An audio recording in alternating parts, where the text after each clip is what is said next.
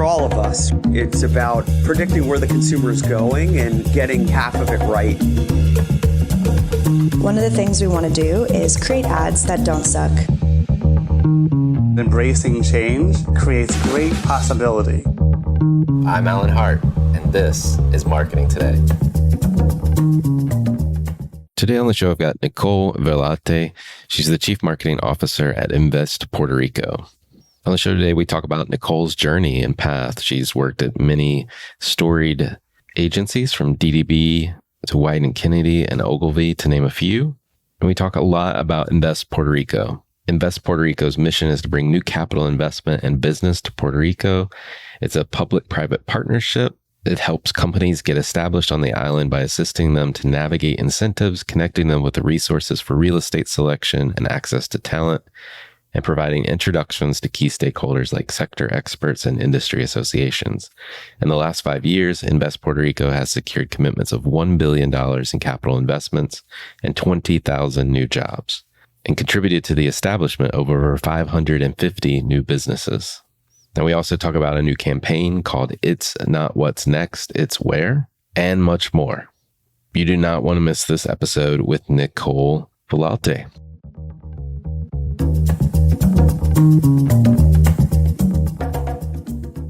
Well, Nicole, welcome to the show. Hi, thank you for having me. How are y'all? I'm good. I can't wait to talk about Puerto Rico and what makes it such a special place for business. But before we get into that conversation, I heard a little story about you that if I were looking to give you a gift, it might be a holster that you could wear with your hot sauce, so it's always quick at hand. So I don't know if that's a good idea or not, but like I have to know what is driving your hot sauce addiction.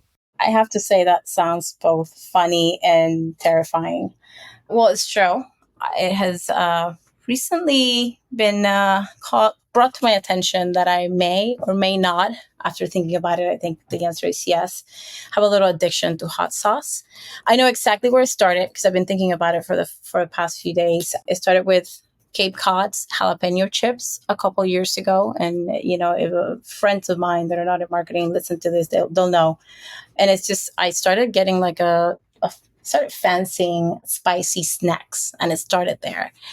At this point, I'm putting hot sauce on everything from breakfast to dinner. I probably have 10, 12 bottles of hot sauce in my fridge. I have very specific ones that I like for eggs and, things that are breakfast and savory. I have ones like local Puerto Rican stuff. And it's gotten to the point where now it's sort of spilling over. Spicy margaritas have been my favorite drink for a while. And I have a 7-year-old that wants to have his scrambled eggs with Tabasco Shirasa, which is the one I like for breakfast. So it's a rippling effect here with the hot sauce. And it annoys me sometimes because I go to restaurants and I ask for hot sauce, at breakfast. And they're like, what? What's wrong with you? But yeah, I love that. It's a thing. I love it. No, I enjoy hot sauce myself, but I don't think I've got as many examples as you do. So the problem part here, because a lot of people like hot sauce, is I am getting into the habit of sitting at night after everything's said and done at my home, and in the moment I sit down to either read a book or watch TV, I crave something spicy. Sometimes with a drink. But also when I'm stressed out, it's almost like it's soothing. So, I need to keep a close eye on that. Well, at least now, right? Now I know exactly. And knowing is, I guess, it's half the battle, step. right? It's the first step, right? Recognizing that you have a problem. Yes. Here we are. Live. Exactly. I love it. Well, let's talk about you and your career path. You are now the CMO of Invest Puerto Rico. Where did you get your start in your career, and what were some of the stops along the way? Yeah, so Invest Puerto Rico is one of those kind of full circle stories. I was born and raised in Puerto Rico. I went to college here. So my start in the communications sort of industry happened here on the island. I went to college for communications with a major in advertising. So right off college, I went into the agency world and where, I spent the majority of my career. The first experience was at a local DDB office. So it was like a DDB LATAM office working on the McDonald's account. And I mentioned this as an important stop, even though it was the first stop in my career path, because when you're coming out of textbook world and just reading about what the world of advertising is going to be, it's not necessarily always that you get a good experience. Sometimes you could be, you start being an AAAAE at an agency and you're not necessarily involved in the bigger projects. But I had the luck that McDonald's was doing their global repositioning for I'm Loving It at that time. So it was a textbook example of what a major brand repositioning strategy was and global rollout for that, for that matter.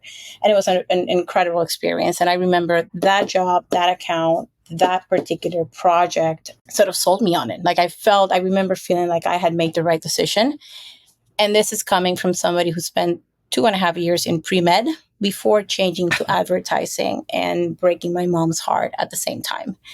When I said that I decided I wasn't going to be a doctor and I was going to go into advertising. But after that first job, I totally fell in love with it and felt like I made the right choice. After that, I had a stint in JWT, J. Walter Thompson at the time, working on brands like Pfizer, Reckitt Beckensur, Nestle, whatnot. Great experience. But I remember, this is all still in Puerto Rico. And I remember, I have a of this in my mind. I remember having like the copies of the Ad Age, the printed version of Ad Age on my desk, and feeling like I wanted to be doing those projects that got featured on the magazine, right? Like the Super Bowl ads and all that. And I felt I was kind of missing out on it, and I wasn't sure that I was going to be able to do that from where I was sitting. And I even considered leaving advertising and doing something more design oriented. I kind of went into advertising because of the, I guess, artistic part of what we have in our industry. Right. But a friend called and said, "Hey, I'm in New York," and she had recently joined on a Hispanic agency in New York, so Hispanic markets in the U.S. I think you should interview. And I really didn't think I was gonna get the job, because why wouldn't you just hire somebody in New York? But I got the job and packed my bags and moved to big city, which was a huge move for what would be the rest of my career.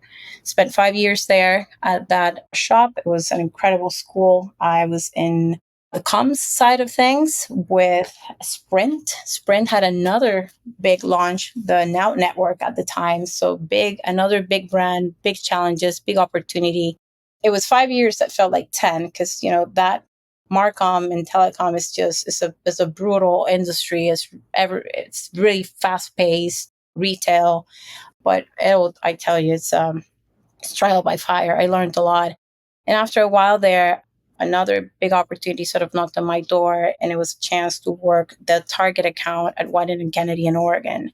And I remember we had a friend said, when Wieden comes knocking, you answer the door. So I packed my bags and headed to Oregon, rain and all. I remember they interviewed me and said, it rains here, right? And I was like, of course, like, we talked about it. So like, no, but like for real, like it really does, like all the time. I'm like, no, absolutely no issues with that. Mind you, I interviewed one of the few sunny weekends. So I didn't really get to see it. After I moved, I was like, oh, okay, this is different.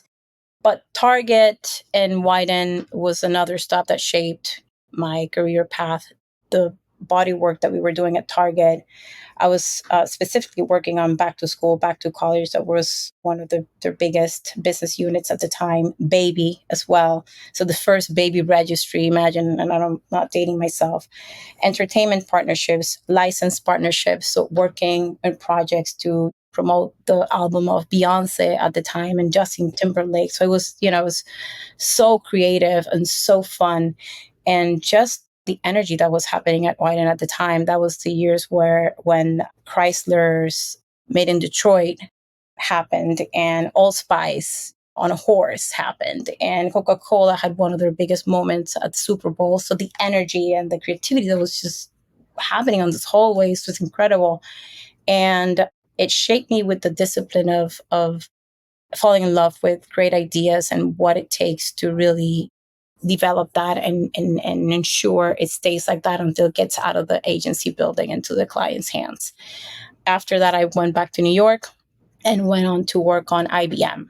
And IBM was a completely different world from Target, but it was my first B2B experience and the job that I now say prepared me for the job that I have at the moment. IBM, it was a global brand team. IBM is at the time was the biggest account in the Ogilvy network. Huge company, huge solutions, issues, challenges, but in a good way, right? Like the things the brand was trying to achieve were fantastic. IBM as a company is fascinating. And they had a group of ideas, and it was a project particularly that they called Designed to be Shared. And at that point, when I joined Ogilvy, I had done a million TV shoots and whatnot, and I was, a seasoned account person. But this was a group of projects, ideas that lived in the depths of the IBM labs. And they were just ideas, things that we're working on. They were not necessarily products, and they were incredibly complex to explain and not necessarily very relevant or appealing for consumers. And our job was to take those and turn them into single-minded, relevant stories. And so we did. And it was a list. I remember walking into a conference room, list of 20 projects. One of them, to give you an example, was nanotechnology and where they stood in terms of storage, nano storage. And what we did to showcase that and make people understand what that meant was a movie with atoms. So there was a movie back in the day on YouTube, the Boy and His Atom. And it was just a way of showcasing how much data you can fit through this nanotechnology. And we did it with a whole story about atoms. And at that point, clients were asking for videos that would get 1 million views. Like people were getting videos like 1 million views on cat videos, but nobody understood that was just the way the world was going to go. Now you just put eyeliner on a camera and you'll get 1 million views. But at that time, we just didn't know how to do it. And I say that job prepared me for this because it developed the skill of taking very complex technology solutions or assets and try to simplify them and put them in a way that people will find them interesting and relevant and appealing. And it's not an easy task. It's a skill that needs a lot of work. Right. Well, you're now the chief marketing officer at Invest Puerto Rico. Tell me about Invest Puerto Rico and how do I think about who you serve and kind of what your mission or goal is, if that makes sense. Absolutely. So I don't know how many business attraction organizations you've had on the show, but we are an organization that's in charge of promoting the island, right, Puerto Rico, as a destination for investment and business. Essentially, what a DMO would do, which is a destination marketing organization, mostly known in the space for tourism, we do, but we promote the island as a business destination. What that means is our product, our assets, right? We promote our destination in the context of a potential landing place for businesses that are either looking to expand their operations, relocate their operation, or start a new business, right? So you're talking about a product that's shaped by infrastructure, connectivity, education, talent, energy, a lot of things that are not necessarily your run-of-the-mill product when you talk in marketing terms. Yeah, no, it makes a lot of sense. I mean, and I have good business school classmates from Puerto Rico, and I mean, part of the reason interviewing you was intriguing, actually, is to learn a little bit more about the place and what is attractive for business, because they both have gone off to have very successful careers, but we're steeped in the island and the education system, and which is very strong. And to your point around talent being one of the ingredients, one of the assets, I guess, that you're helping to promote as a place for business. How do you even think about marketing a place for business? It Wow, seems hard. how much time do we have again? Right. Well, I can tell you one thing about marketing a place, destination in general. It is both fascinating and incredibly hard. This is hands down the hardest job I've ever had. And I'll give you a couple of points on that. Fascinating, beautiful, magical, because you get to sell a vision, right? Economic development gives you permission. It allows you to sell a vision for the future, right? And you're talking about how you see this product being developed, how you see the potential for this product, which is the island. And the island, mind you, manifests differently across different sectors, right? Our value proposition looks different depending on the industry that we're touching on. But it almost feels like starting a brand from scratch, right? And for any marketer, having the opportunity to sell something that lives in the future is incredible. It's an incredible moment. It's something that we all sort of like look forward to. You have a product you have little or no control over, right? Because like I mentioned, you're talking about things like infrastructure or talent, education, transportation, and logistics. These are not things that we can necessarily impact or optimize. We have a voice in terms of, how to guide them and shape what the potential future for that could be, but not anything that happens in the moment. And these are major points and triggers in that decision-making process for prospects when they're deciding to expand or deciding where to take their operations. Now, that decision-making process is also an incredibly long journey in comparison to a normal product. You're talking about a journey that can take maybe from 1 to 3 years. These are major business decisions and major business moves. Once you get them through the funnel, there's no straight line, right? That straight line to conversion doesn't necessarily exist because there's so many stops along the way. In 2-3 years, there's so many external factors that can affect the decision of relocating a company. And mind you, an organization like ours is measured by capital investment that we bring onto the island and jobs created and the quality of those jobs. So we're not talking about maybe bringing somebody that have a company with 2 employees. We're talking about major companies with hundreds, sometimes thousands of jobs. So those are big moves, big decisions that could be altered or impacted by external factors and macroeconomics like global conflicts that are affecting the supply chains. You have public policy, you have internal corporate ups and downs that sometimes can absolutely throw a transaction off the rails after 2 years of working on it. So you put the marketing out there, you do everything that you can to get those leads, keep them engaged and warm and updated on everything that we have to offer. But ultimately, it's not a marketing play, whether, that sale happens or not.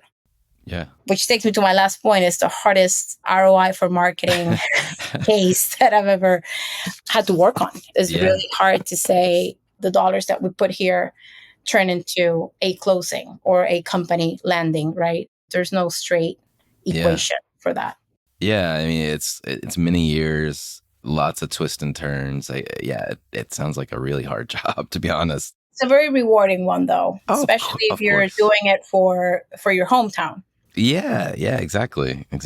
Well, and if you think about, I know you guys focus on a few, a handful of industries that you're trying to target as well. Like, when I think about those industries, like why should businesses invest in Puerto Rico? Like, why should they bring their capital? Why should they move jobs or create jobs in that environment?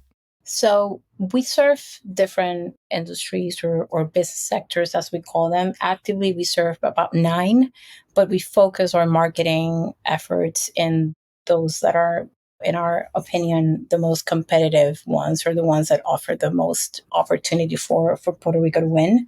Those are bioscience, aerospace, technology, and energy. Why? Honestly, I'm not going to go into detail, but because our another challenge or interesting aspect of what we do is that our value proposition or product looks very different across all of these. Bioscience, for example, represents almost 50% of our GDP. So the amount and the quality of talent that we have on the island for this industry is world class, and I dare say it fares better than a lot of the other states. But when it comes to tech, for example, this is a space where we're growing the sector. We're developing the sector because you have to grow tech because it's now infused on every other industry. You need the tech talent. It doesn't matter if you have great talent as of now, you are going to need more. So that's a sector that you're always trying to grow and you're always trying to bring more of and bring attention to. Energy is super interesting because we used to treat it as part of our infrastructure. So it's part of our offering, of what we have. Puerto Rico is also known for having major energy infrastructure issues. Because of that, we are now looking at energy as an area of opportunity because we need the service and we need to improve, right, the infrastructure. We are now at a space where energy companies in the renewable space are looking at us as a potential hub for innovation and development of new technologies for renewables. Of course, this is paired with incredible tax incentives on R&D and a place where you have air, ocean, sun. Sort of it's creating a bit of a perfect storm for energy not only to be part of an infrastructure, but become a sector where we can sell opportunity and invite companies to not only develop their technologies, but use them, sell them in our market, and also ship them out to the world.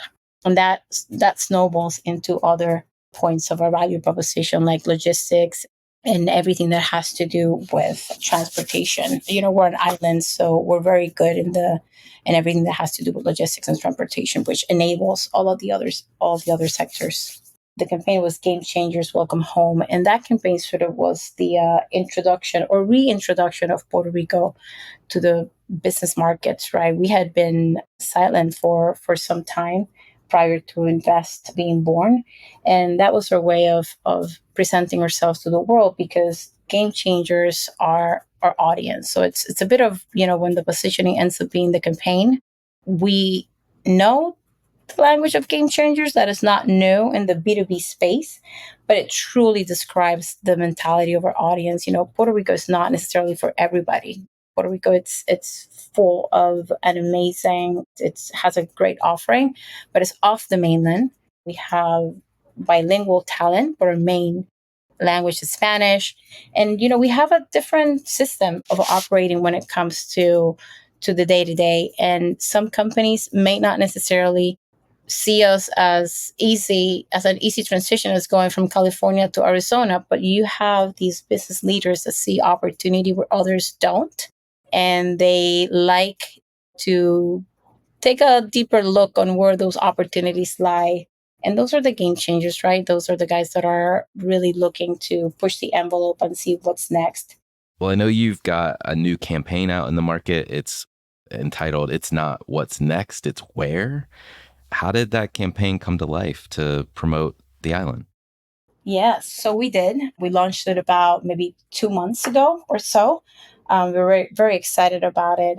So this is the second campaign for the island as a business destination. Our first campaign, Game Changers, Welcome Home, spoke about who our audience was the game changers, that business leader who's looking for opportunities where others sort of don't. Puerto Rico is part of the United States, but it feels different. It's off the mainland, and it has a different combination of ingredients that you have to really, be game for taking a chance on. Game Changers is our audience. That doesn't change. And when we looked into this new body of work, in good marketing fashion, we wanted to sort of take a deeper dive into that mindset. And we said, what keeps a game changer up at night? When you're a business leader, when you're a C-suiter, when you are a site selector, which is one of our main audiences, what are you thinking about? And the insight came back over and over again is what's going to keep my business afloat? What's going to make me really take my business up to the next level? What's going to allow me to take on the competition? What's going to give me the advantage? And usually business leaders are looking into their own company. They're looking inside their walls for that answer. It could be a new product. It could be a new process. It could be a new hire. It could be an expansion of a line. But what we're trying to do with our campaign is to position Puerto Rico a place as a potential solution for that. So when you look at B2B campaigns, you'll see the word next show up here and there because, it's natural of that space. But what we're trying to say here is, what if that next is not about the thing that lives inside the company? It's about a place. And that's where we sort of insert Puerto Rico and open the door to present everything that the island has to offer. So it's not what's next, it's where. It's very much rooted in that insight of what keeps our game changers up at night. Yeah. I mean, I like the juxtaposition, if I can get that word out, because it is, we are, I guess, in business, always chasing that next thing that's going to give us the edge, the advantage. We don't always think about, although there's research been done, as you probably are aware, the environments in which we pick to collaborate or to come up with new ideas or play a huge role in, how successful we are, how creative we are, how whatever, you can insert the word there. And it is an interesting thing to think about, not just where is my industry going, but where should I be? Where should my business be physically? Correct. And there's so many advantages that are tied to a location and a destination. And, Puerto Rico is at a very, very particular juncture right now. I could say, we enjoy the biggest levels of awareness we've ever experienced because of other things. We're home of international athletes, artists. We're also known for things like hurricanes and not so positive ones. But people know about Puerto Rico. They already know where we are. They've heard something about us, but they don't necessarily know the island as a business destination or understand the potential that lies here. And that's our job. And I have to say, it's once you take a look, it's pretty remarkable across a lot of industries. We're a small powerhouse. Yeah, I may have to move this podcast to Puerto Rico. I think you should, especially after this interview. You're scratching the itch. I'm gonna look into it. Where you think about marketing and where marketing is going, where do you think your marketing efforts need to go from here, or where are you thinking about? Oh, that's a tough question. I think, we're a fairly young organization, fairly young marketing organization. So I would say the first 2 years were very much setting up our foundation, setting up the infrastructure to do marketing properly the way a global brand would. We now run a fully 360 marketing practice here, but what we're focusing on right now is things like everything bottom of the funnel and one-on-one communication. The biggest part of our organization here, aside from marketing, is BD, so business development. We open the way for our business development guys to go out into industry events, jump on a plane and really go promote the island. And they gather a lot of leads. We have a big responsibility in being incredibly efficient with our leads and make sure that we attend them. And we're focusing a lot on that. Also looking into the automatization of a lot of processes. So when it comes to AI and everything that future holds is something that we're looking at very closely, and stepping into new channels. We hadn't necessarily delved into CTV or podcasting, which we're now in because of our levels, but we are seeing great return on those. So looking forward to doing more of that. Yeah. I mean, I think you've got an interesting marketing challenge like we've been talking about. You're marketing a place, but you've got a pretty heavy B2B, to your point, like business development aspect and a very long lead cycle. So I can only imagine the content you need to fuel that. Yep, correct. And because they live on that funnel for so long, you need a very robust strategy to keep them engaged and keep them aware of what the island has to offer and how that offer sort of changes and evolves. But also you're talking about very niche markets, right? This is not necessarily, you're talking about aerospace, you're talking about energy, bioscience. These are very specific and particular conversations that you're having with these targets. So it's not a one size fits all. So getting into the world of media that's very targeted by subject is something that it's very appealing to us and also is proving to be very effective. The other thing that we're looking into this year is influencers, not influencers the way we see it on our everyday, but the reality is that more and more we're seeing influencers pop up in the business space and talking about more technical topics. And the power of those voices is not, it's no secret to anybody. So starting to test those waters is something that we're also going for this year. Awesome. Awesome. Well, enjoyed. I think you are the first person to come on to talk about marketing a place. So you hold that first title here on the show. One of the things we love to do, though, is get to know you even a little bit better. We know you got this addiction to hot sauce, but my favorite question to ask everybody that comes on the show is there an experience of your past that defines or makes up who you are today? I don't think there's one. I have what I would think are a couple of crossroads in my life. I had the unfortunate death of my father when I was 14, and all of that sounds kind of sad. I have to say that didn't necessarily had a negative impact on me. I think it was a huge learning opportunity that shaped who I was as a teenager, and it shaped the family dynamic in a way that made it even more loving and supportive, and definitely changed who I am. But it was something good that came out of something rather unfortunate. The other one was my moving to New York City when I was 25. The pretty key stops, 14, 15, you're a teenager, you're 25, young adult, absolutely shaped me into a completely different person. It opened my eyes to a world of opportunity, both professionally, personally, emotionally. It was such a great experience. And I spent 13 years in New York, so liked it a lot, enough to stay.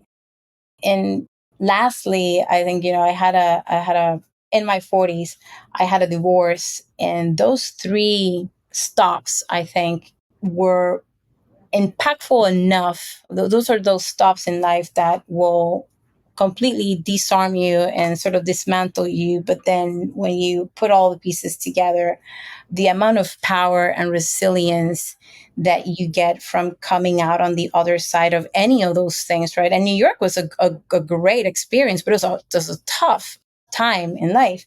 But that amount of power and energy that you get when you come out on the other side of whatever challenge you have in life, to me, had this ripple effect that then sort of it hits everything that you're doing. It's almost like you can't stop it. It's not now you've picked up speed.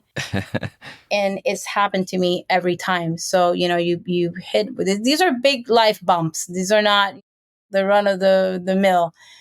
But gosh, when you jump one of those hurdles, I have to say that the speed you pick up after that it injects life with new energy, and it's a nice one. So those three definitely have a lot to say on who I am.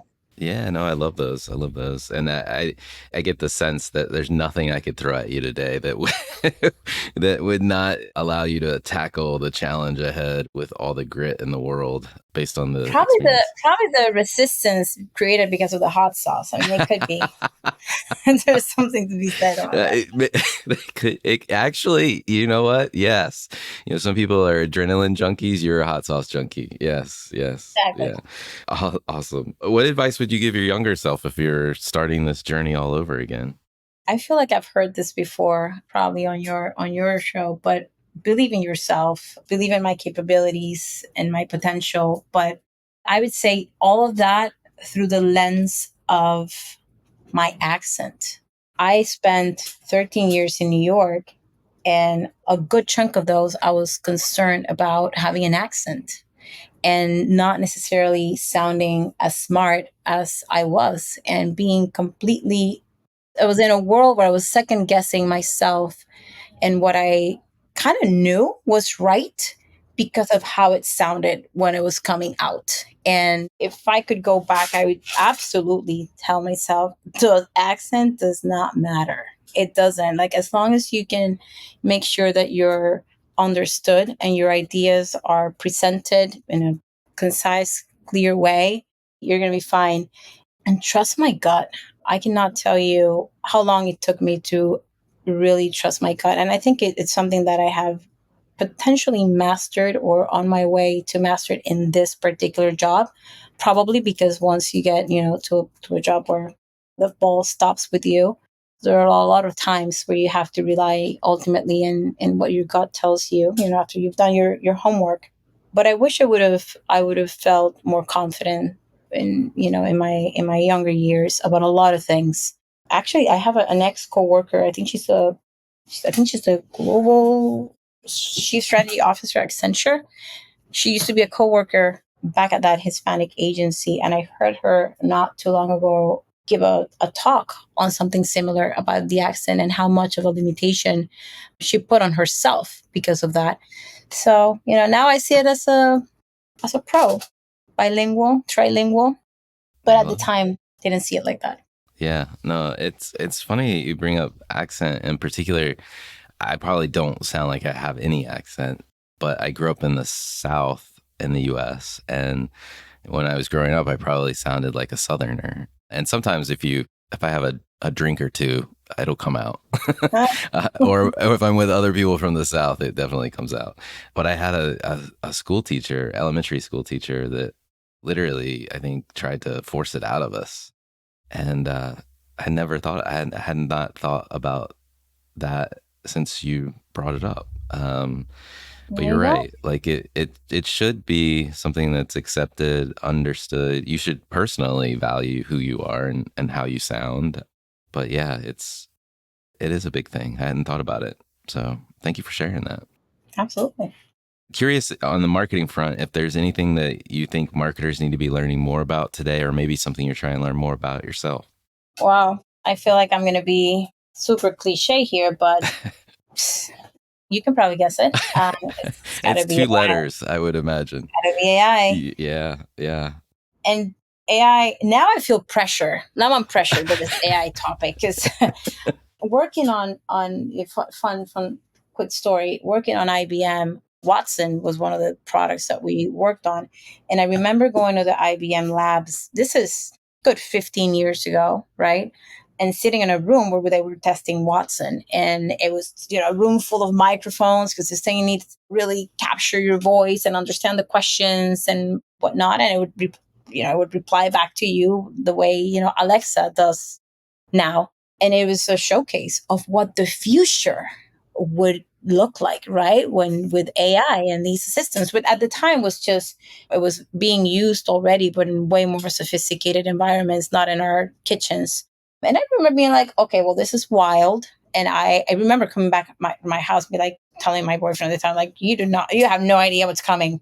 But I didn't have to worry about it because it was going to be 20 years from that time.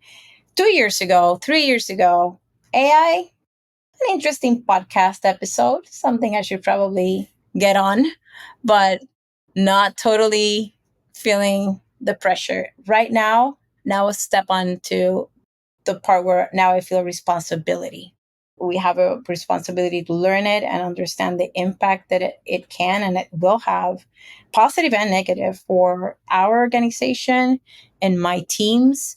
And I feel like I have it in my hands to enable their potential through these new tools that are coming into the market. And they're coming at you at an incredible speed. And there's a new version every day. And there's a new offering or potential of what you could do with them. And I have to say, it's starting now to feel, it's definitely here to stay, but it feels more, I mean, not to put words in your mouth, but it feels, it's one of the items over the last number of years that feels truly transformational. Absolutely. Or the potential to be. And yeah, it'll change everything. Absolutely. Yeah, I 100% agree. It'll just happen faster than we, I think, all thought. There's an interesting write-up from Bill Gates that compares the beginning of the internet, right? The origins of the internet to AI and how long it took the internet to really have a major impact on civilization as we know it, and how long it's going to take AI. And it's scary. It's like, I can't remember the time period right now, but it's like 30 years to 5 years, something like that. Yeah, it's a blink, equivalent of a blink. Mm-hmm. It's crazy. Well, I got two more questions for you. Are there any trends or subcultures that you follow or you think other people should take notice of? Yes, I can't say I'm following and I'm a pro at it, but it's something that I'm very, very interested in because of the job that we do. Everything metaverse and VR. I've been distant from this for a while because in the B2B world, you're not necessarily on top of the metaverse and gaming and virtual reality. But the reality is that there's so much to explore in this space when it comes to destination marketing. We have fam tours. We bring people to the island. There's nothing that will ever compare to having somebody be here physically and see what the island has to offer. But the reality is that we can't bring everybody. And there's so many things that we could be showcasing in a better way. Remember, these are assets, this is technology, these are capabilities that we have on the island that I think we have so much more room to showcase in a different way. And I think VR and the metaverse are vehicles that we absolutely need to have present when we're talking about destination marketing. So really much looking to learn about that. Yeah, I hadn't thought about it like that, but they're almost like your movie trailers Mm-hmm. to experiencing the real thing in real life, which is kind of interesting. Once you really, VR felt a little gamey and maybe not as realistic a couple years ago, but you've seen what the experience could be for VR these days, and it's very close to stepping onto the real deal. So if I can have you walk through a pharmaceutical operation and really make you feel like you're absolutely getting the sense of the magnitude of the operation, the level of sophistication that goes into the operation that you're looking at, it can be very powerful for what we do. No, I agree. Well, last question for you. What do you think is the largest opportunity or threat facing marketers today? I have to go. I have a few, but I think I'm going to go with the power of individual voices and creators, everybody that, I don't even want to say influencers only, because everybody can do a little bit of content here and there, but individual voices, the amplification power that all marketers have been pouring over during the past few years. I think it was very grounded on the positive. You have creators doing reviews, you have influencers saying good things about products. I think that mostly was what was driving that movement. Now we've layered on a vast amount of misinformation and individual points of views and opinions that are backed up by very large amounts of followers, and the impact that can have on a brand, on a destination, on a product, and really dismantle all your marketing efforts because one person had a bad experience or one person had, gave you a bad review. And this is right, not only for what we do, but products in general. It's something that, it can't be ignored. All marketers have known it for a while, but it's big as this huge opportunity. We've seen how a brand or a product can skyrocket with one mention, or it can be completely destroyed. So definitely a huge opportunity, definitely a huge threat. Yeah, no, I agree. Well, Nicole, thank you for coming on the show and sharing your story. It's been a fascinating conversation to learn how you market a place. So thank you. No, thank you for inviting me, and it's been a great conversation. Really enjoyed my time here. Hi, it's Alan again. Marketing Today was created and produced by me with post-production support from Sam Robertson. If you're new to Marketing Today, please feel free to write us a review on iTunes or your favorite listening platform. Don't forget to subscribe on marketingtodaypodcast.com. Tell your friends and colleagues about the show. I love hearing from listeners. You can contact me at marketingtodaypodcast.com. There you'll also find complete show notes and links to what was discussed in the episode today, and you can search our archives. I'm Alan Hart. and this is Marketing Today.